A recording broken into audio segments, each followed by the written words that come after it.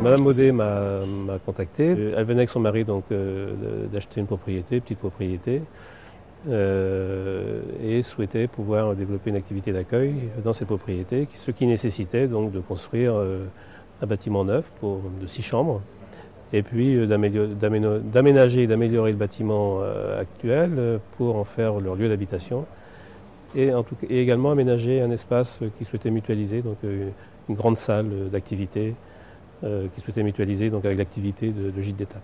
C'est un projet qui était assez difficile à mener parce qu'on était sur un terrain extrêmement contraint, avec un règlement de poste également assez complexe. Positionner le bâtiment en cohérence avec ce qui était déjà en place n'était pas facile, d'autant que l'implantation du bâtiment devait répondre aussi à des exigences bioclimatiques, c'est-à-dire des problèmes d'orientation pour pouvoir profiter au mieux des apports solaires.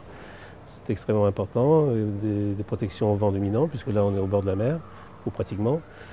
Donc c'est des choix techniques qui ont été menés, mais qui sont le résultat finalement de l'analyse de toutes ces contraintes. Pour le bâtiment neuf, donc un bâtiment à ossature bois, classique, donc une ossature, un isolant en remplissage de ouate de cellulose, et puis une fermeture à l'intérieur en plaque de Fermacell, et puis du bardage à l'extérieur. Concernant la chaufferie, nous avons opté pour une chaufferie bois, donc une chaufferie à granulés bois, qui permet de chauffer l'ensemble du bâtiment. Donc c'est aujourd'hui une des énergies les moins chères.